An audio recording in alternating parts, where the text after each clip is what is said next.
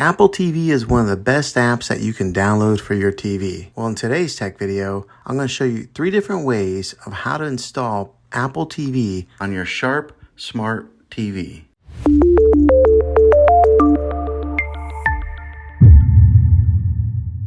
It can be really frustrating if you want to watch some of the great content that is on Apple TV and you find that your TV is unable to download it. If your TV is an older model of Smart TV, then it could prevent you from downloading this app.